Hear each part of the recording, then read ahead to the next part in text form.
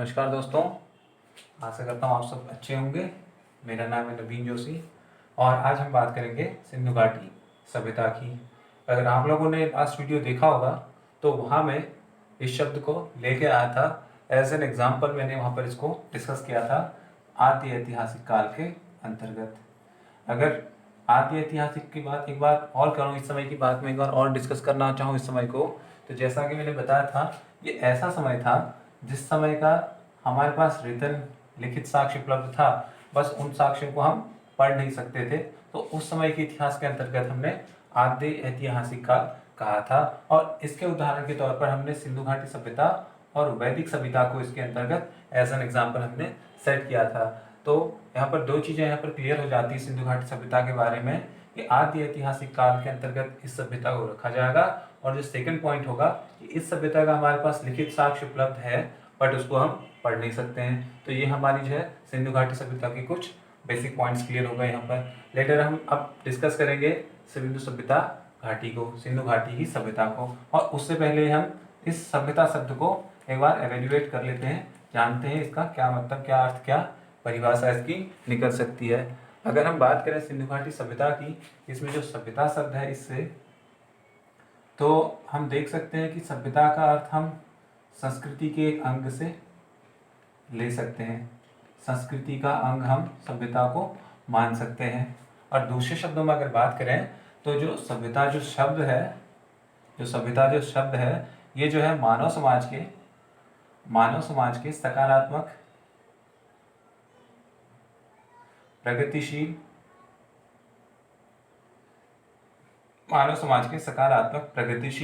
और समावेशी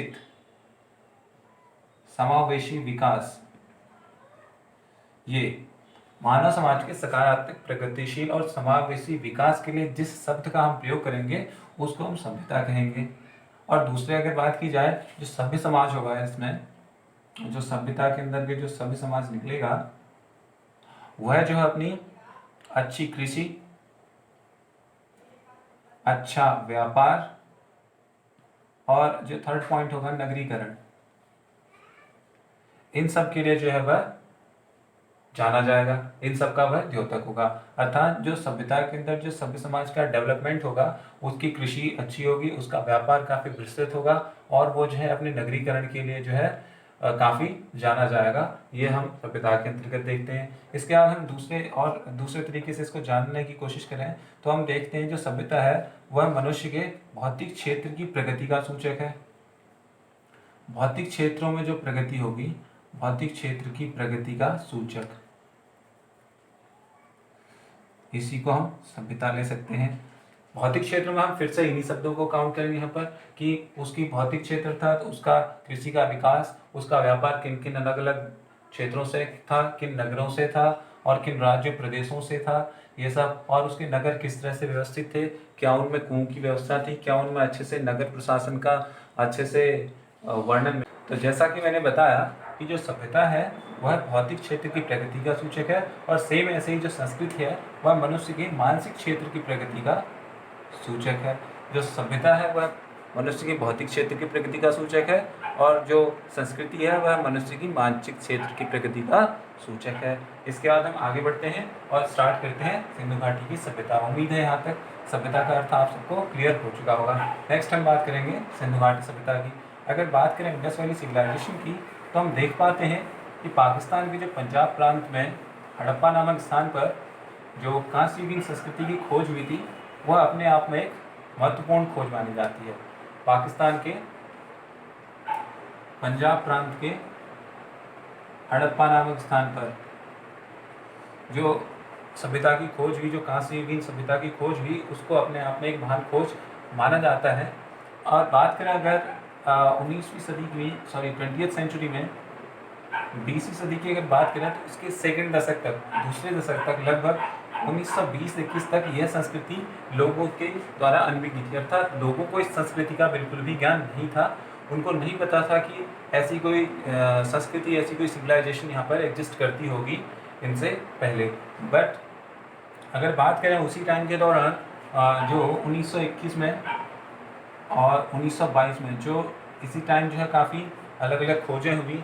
उन्हें 1921 की अगर बात करें तो यहाँ पर हमें देखने को मिलेगा दयाराम साहनी ने और 1922 में राखालदास बनर्जी ने इनने मोहनजोदड़ो और यहाँ पर जो है हड़प्पा, इन 2 स्थानों में जो खुदाई की, उन सब से वहाँ से जो अवशेष प्राप्त हुए, जो साक्ष्य प्राप्त हुए, उनसे पता चला कि यहाँ पर एक बहुत ही विकसित सभ्यता जो है अपने टाइम पर रही होगी।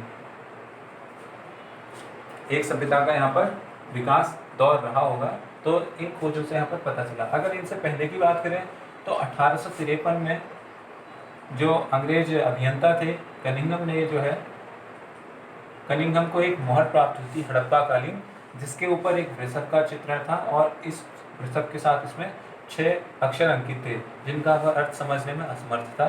तो इस टाइम से इस टाइम काल के दौरान ऐसी कोई विशेष उन्नति न होने के कारण, इन साक्ष्यों के कारण सभ्यता का ज्ञान नहीं हो पाया था लोगों का। बट 1921 के टाइम में फिर से इस खुदाई के दौरान अवशेष जो प्राप्त हुए, इससे हम अपनी सभ्यता को जान पाए और हम लिंक कर पाए कि हमारी जो सभ्यता है सिंधु घाटी सभ्यता, वह कितनी पुरानी है। अगर बात करें इसी बीच के टाइम की तो कुछ अलग अलग विद्वानों के अनुसार जो उस टाइम कहा जाता था, उनके अनुसार ये माना जाता था कि जो वैदिक सभ्यता है वही हमारी सबसे प्राचीन सभ्यता थी, क्योंकि एट दैट टाइम, उस टाइम तक हमारी सिंधु घाटी सभ्यता की खोज नहीं हो पाई थी। इस कारण जो है वैदिक सभ्यता को ही जो है सर्वाधिक प्राचीन माना जाता था। अब हम बात करेंगे नामकरण की, कैसे इस सभ्यता का नाम जो है दिया गया। अगर बात करें इस सभ्यता के नामकरण की तो हम देख पाते हैं कि जो सिंधु घाटी सभ्यता का क्षेत्र था वह काफ़ी व्यापक क्षेत्र था, काफ़ी विस्तृत क्षेत्र था, वह काफ़ी विस्तृत क्षेत्र था। और आरंभ में जो खुदाई हुई थी वो हड़प्पा और मोहनजोदाड़ो में जो खुदाई हुई थी, आरंभ में यहाँ पर खुदाई थी, सर्वप्रथम हड़प्पा नामक स्थान पर हुई थी। और इसी स्थान पर सर्वप्रथम खुदाई होने के कारण इसको जो है हड़प्पा सभ्यता नाम दिया गया। फर्स्ट में सबसे पहला नाम इसको दिया गया हड़प्पा सभ्यता। और दूसरे नाम की अगर बात की जाए जो लिंक करता है, दूसरे की बात करें तो इसको जो है सिंधु सभ्यता नाम दिया गया। फर्स्ट नाम इसके लिए हड़प्पा यूज हुआ, दूसरा इसके लिए जो है सिंधु घाटी सभ्यता नाम यूज हुआ है। ये इसलिए यूज हुआ है क्योंकि ये जो अधिकांश क्षेत्र थे ये सिंधु और उसकी सहायक नदियों के क्षेत्रों में पड़ते थे। हड़प्पा सभ्यता के जो अधिकांश क्षेत्र थे वो सिंधु और उसकी सहायक नदियों के क्षेत्रों में पड़ते थे, इस कारण इसको हमने सिंधु सभ्यता नाम दिया गया है। जो थर्ड बात करें इसको, तो इसका थर्ड नाम दिया इसको कांस्य युगीन संस्कृति। अगर इस नाम की बात करें, कांस्य युगीन संस्कृति की बात करें, ये नाम क्यों दिया गया, तो हमें पता चलता है जो इस समय के लोग थे वो कांसा बनाना जानते थे।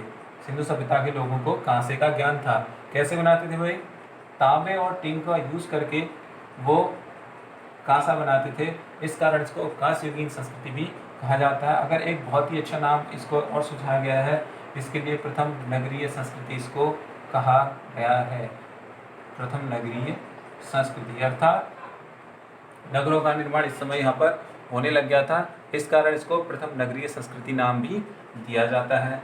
इसके बाद अगर हम बात करें इसके काल निर्धारण की कि सिंधु सभ्यता जो है किस समय तक अस्तित्व में रही, कब से कब तक इसका अस्तित्व रहा, तो इसके बारे में भी अलग अलग विद्वानों के अलग अलग मत हमें देखने को मिलते हैं, जिनको हम एक एक करके देखते हैं। जो उनमें से कुछ मुख्य हैं तो काल निर्धारण में हम देखते हैं।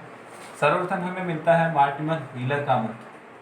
तो व्हीलर जो अपना टाइमलाइन देते हैं उसके अनुसार हड़प्पा सभ्यता का जो काल था वह 2500 ईसा पूर्व से 1500 ईसा पूर्व तक इसका समय मानते हैं व्हीलर। दूसरा हमारे पास आता है जॉन मार्शल।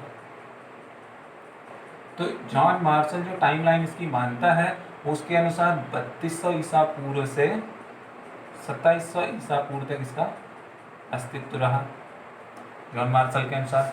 थर्ड आता है मैके। बस कहीं कहीं पर इनको मैचअप के लिए दे दिया जाता है, इसलिए इनको यहाँ पर बता रहा हूँ मैं, इनको आपस में मैच करने के लिए। जो थर्ड में मैके जो टाइमलाइन देता है उसके अनुसार 2800 ईसा पूर्व से 2500 ईसा पूर्व तक इसका टाइमलाइन रहा है। जो भारतीय है यहाँ पर माधव स्वरूप वत्स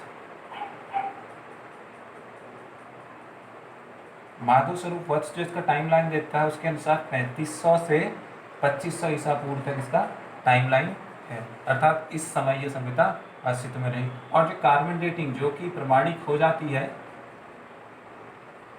इसको मैं पिछली बार भी डिस्कस कर चुका था पुरातात्विक स्रोतों के अंतर्गत, और मैंने बताया था कार्बन जो है कि ये किस तरह से महत्वपूर्ण हो जाती है। इसके अंतर्गत हम फिर से बता दूं कि पुरातात्विक स्रोत साक्ष्यों को देखते हैं और उनमें उपस्थित कार्बन की मात्रा के आधार पर उसका टाइम की गणना हम करते हैं। तो कार्बन डेटिंग के अनुसार जो इसके साक्ष्यों को जाना, उसके अनुसार जो डेट मिली है उसके अनुसार इसका टाइमलाइन 3500 से 1300 ईसा पूर्व तक इसको माना जाता है।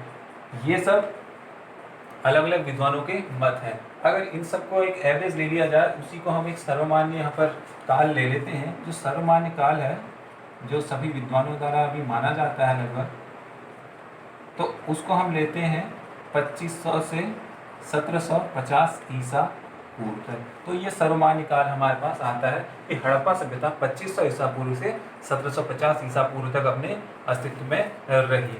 इसके बाद हम देखेंगे हड़प्पा सभ्यता के भौगोलिक विस्तार की, कि हड़प्पा सभ्यता का विस्तार कहाँ था, किन किन क्षेत्रों में था और किस तरह से उसका विस्तार पाया जाता है। अगर इसकी बात करें तो जैसे कि मैंने बात की, यह एक कांस्ययुगीन सभ्यता थी। हड़प्पा सभ्यता एक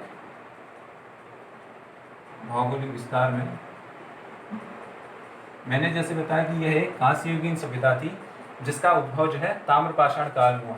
और इसका उद्भव जो ताम्रपाषाण काल में हुआ वह भारत के पश्चिमी क्षेत्र में हुआ, वेस्टर्न साइड में हुआ, जिसका विस्तार भारत के पश्चिमी क्षेत्र में, अर्थात भारत के अलावा पाकिस्तान और अफगानिस्तान के कुछ क्षेत्रों में जो है इसके हड़प्पा सभ्यता कालीन स्थल जो है मिलते हैं हमें। अगर बात करें हड़प्पा सभ्यता के केंद्र स्थल की, तो जो हड़प्पा का केंद्र स्थल था वह पंजाब के सिंध में, मुख्यतः सिंधु घाटी में पड़ता है। सिंधु घाटी इसका केंद्र स्थल, जो कि मैंने बताया पंजाब में देखने को मिलता है, पाकिस्तान के पंजाब में। अगर बात करें इसी यहाँ से, तो जो सिंधु घाटी से था, यहीं से इसका विस्तार पूर्व और दक्षिण की तरफ होता हुआ भारतीय क्षेत्र में देखने को मिलता है। अगर हम इसके मुख्य स्थानों की बात करें कि कहाँ कहाँ तक इसका हमें विस्तार देखने को मिलता है, तो हम देखेंगे सबसे पहले मैंने बात की पंजाब में, दूसरी बात यहाँ पर सिंध आता है पंजाब में, सिंध में, थर्ड हमारे पास बलूचिस्तान।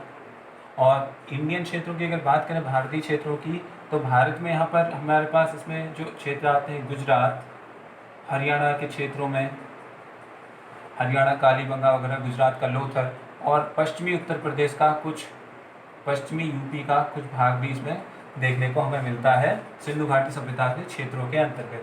अगर इसके फैलाव की बात करें कि किस तरह से विस्तृत था, तो इसमें हम देख पाते हैं उत्तर में जम्मू से दक्षिण में नर्मदा नदी तक इसका विस्तार था। एक फ्लो चार्ट में देख लेते हैं। उत्तर में जम्मू से नीचे नर्मदा नदी के मुहाने तक इसका विस्तार था। और ऐसे ही जो है पूर्व से पश्चिम की अगर बात करें, पूर्व और पश्चिम की बात करें, तो बलूचिस्तान के मकरान तट से, बलूचिस्तान से यहाँ जो यूपी में पड़ता है हमारे पास उत्तर पूर्वी मेरठ में, इसमें हमारे पास स्थान यहाँ पर मिलेगा हमें आलमगीरपुर, यहाँ तक इसका विस्तार जो कि मेरठ में है, यहाँ तक इसका विस्तार देखने को मिलता है। अगर इसके विस्तार की बात करें तो पूर्व से पश्चिम जो विस्तार था इसका, ये 1600 किलोमीटर का देखने को मिलेगा। और ये उत्तर दक्षिण हमारे पास 1100 किलोमीटर तक इसका क्षेत्र विस्तृत था। तो ये हमारे पास कुछ पॉइंट्स निकल के आए कि उत्तर में जम्मू कश्मीर के मांडा से, जो कि चिनाब के तट पर है, इसका विस्तार वहाँ से नीचे दक्षिण में नर्मदा दैमाबाद तक, जो कि महाराष्ट्र में हो सकता है देखने को मिले, यहाँ तक इसका विस्तार था। ऐसे ही पूर्व में आलमगीरपुर से हिंडन नदी से पश्चिम में बलूचिस्तान, सुल्तानगढ़ जो स्थान है यहाँ पर, यहाँ तक इसका विस्तार हमें देखने को मिलता है। अगर इस क्षेत्र की बात करें, क्षेत्र किस तरह का था इसका आकार, तो ये खुद में एक त्रिभुजाकार आकार लिए हुआ था, त्रिभुज के आकार में ये विस्तृत था, और जिसका एरिया 12,99,600 किलोमीटर स्क्वायर था। अप्रॉक्सीमेट इसको 13 लाख किलोमीटर स्क्वायर इसको हम इसका एरिया मान लेते हैं। अगर नेक्स्ट अगर इसमें बात करें, तो अभी तक हमारे पास हड़प्पा के 2800 स्थलों की खोज हो चुकी है। हड़प्पा के 2800 स्थलों को हम अभी तक खोज चुके हैं, जिनमें से 7 को ही हम मुख्य शहर मानते हैं, मुख्य नगर इसमें से हम केवल 7 को ही मानते हैं। अगर इनमें बात की जाए तो 7 नगर हैं। इनमें हमारे पास सबसे पहले हड़प्पा, सेकंड हमारे पास आता है मोहनजोदारो, और इसके अलावा हमारे पास जो नेक्स्ट आते हैं चन्हुदड़ो, लोथल, कालीबंगा और बनवाली। इसके बाद हम कालीबंगा, ये सब नगर हमारे पास आते हैं जो कि मेजर सिटीज़ में हम इनको काउंट करते हैं। इनको अभी हम नेक्स्ट स्लाइड में देखेंगे। और इसके आगे हम बात करेंगे सिंधु घाटी की नगर योजना और किस तरह की यहाँ पर संरचनाएं हमें देखने को मिलती हैं उन सब की। अगर बात करें सिंधु घाटी सभ्यता के नगर योजना की, तो सबसे पहले ये कहना उचित रहेगा कि ये एक नगरीय सभ्यता थी, क्योंकि जिसको अभी हम बता चुके थे नगर योजना को, तो जो कि एक पॉइंट अभी पहले ही डिस्कस कर चुके थे। सबसे पहला पॉइंट कि यह एक नगरीय संस्कृति, नगरीय सभ्यता थी, नगरीय सभ्यता थी। और इसकी सबसे बड़ी विशेषता क्या थी? इसका पर्यावरण के अनुकूल नगर नियोजन, पर्यावरण के अनुकूल नगर नियोजन, अर्थात पर्यावरण को बिना नुकसान पहुंचाए इन लोगों ने जो है अपने नगरों को विकसित किया था, उनको डेवलप किया था। और नेक्स्ट पॉइंट आता है इसकी जो जल निकासी थी, जल निकासी की उत्तम व्यवस्था थी इनके पास, आज के जैसा नहीं कि एक हल्की सी बारिश में ही आपके शहर जो है बाढ़ से भर जाते हैं, बारिश के पानी से भर जाते हैं। जो नेक्स्ट इंपॉर्टेंट पॉइंट आता है यहाँ पर वो ये है कि यहाँ पर जो सड़कें थी, जो रोड्स थी, वो एक दूसरे को 90 डिग्री पर एक दूसरे को कट करती थी, और प्रत्येक शहर अलग अलग खंडों में विभाजित था। और इसको देखा जाए तो ये एक तरह का ग्रिड सिस्टम हमारे पास देखने को आता है। नेक्स्ट अगर बात करें तो प्रत्येक नगर में दुर्ग के बाहर एक उससे निम्न नगर का, निम्न स्तर का एक शहर था जहाँ पर सामान्य लोग रहते थे। तो इसको अगर इजी लैंग्वेज में बात करें तो शहर जो है 2 हिस्सों में डिवाइड था, कि अगर इसको ऊंचा स्तर मान लिया जाए, ऊंचा भाग, इसको निम्न भाग, निचला भाग, तो यहाँ पर जो लोग थे, यहाँ पर शासक वर्ग निवास करता था और यहाँ पर जो सामान्य लोग निवास करते थे। अगर इन सामान्य लोगों की बात करें तो इसमें हमारे पास व्यापारी, शिल्पकार, कारीगर, श्रमिक, ये सब यहाँ पर आ जाते थे, जबकि यहाँ पर शासक लोग, उच्च वर्ग के लोग यहाँ पर रहते थे। जो नेक्स्ट पॉइंट आएगा इसमें वो ये है कि जो सड़कें थी, सड़कों में जो नालियाँ बनी थी वो कवर्ड थी, नालियाँ ढकी हुई थी, नालियाँ जो है ढकी हुई थी, फिर भी गलत हो चुका है। नेक्स्ट जो पॉइंट आता है वो ये है, इम्पोर्टेंट पॉइंट ये है कि पूरे शहर में, पूरे हड़प्पाकालीन सभ्यता में हमें देखने को मिलेगा कि जो नगरों का निर्माण हो रखा है वह पकी हुई ईंटों से हो रखा है। पकी ईंटों का प्रयोग जो है इन नगरों के निर्माण में किया गया है, बट इसके 2 एक्सेप्शंस हैं। उनमें हमारे पास आता है कालीबंगा और रंगपुर। मतलब ये जो 2 शहर हैं, इन शहरों में, इन नगरों में पकी हुई ईंटों का प्रयोग नहीं हुआ है। इनके अलावा जो भी शहर हमारे, जो भी नगर देखने को मिलते हैं वहाँ पर पकी हुई ईंटों का प्रयोग देखने को मिलता है। और इम्पोर्टेंट पॉइंट की बात करें तो हम देखेंगे जो इस शहर में जो प्रत्येक घर हैं, जो घर बने हुए हैं, उनको हम देखेंगे तो हमें देखने को मिलता है कि हर घर में एक आंगन देखने को मिलता है, एक कुआं देखने को मिलता है और रसोई, ये सब हमें वहाँ पर देखने को मिलते हैं। और कुओं के अवशेष जो है अधिकांश घरों में हमें देखने को मिल जाते हैं। और जो हड़प्पाकालीन जो दुर्ग हैं, हड़प्पाकालीन जो शहर हैं, नगरों को जो है बड़े बड़े किलों से कवर किया गया, जिनसे ये पता चलता है कि वो जो है लुटेरों से या चोरों वगैरह से खुद की रक्षा के लिए इन किलों को, इन प्राचीरों को जो है बनाते होंगे। एक और इम्पोर्टेंट पॉइंट, जो लास्ट पॉइंट है, उसमें हम ये देखेंगे कि जो इस टाइम जो शहर, जो नगर बने हुए थे, उनमें जो दरवाजे और खिड़कियाँ थी, घरों के जो दरवाजे और खिड़कियाँ थी, वो मुख्य सड़क की तरफ जो है ना खुलती थी, मेन सड़क में ना खुल के वह गलियों की तरफ जो है खिड़कियाँ और दरवाजे खुलते थे। बट इसका भी एक अपवाद हमें देखने को मिलता है, वो है लोथल, जो कि हमें गुजरात में देखने को मिलेगा। लोथल एक ऐसा नगर था जिसकी खिड़कियाँ और दरवाजे मुख्य सड़क की तरफ खुलते थे, और इसके अलावा बाकी जो अन्य शहर, जो नगर हैं, उनके दरवाजे जो है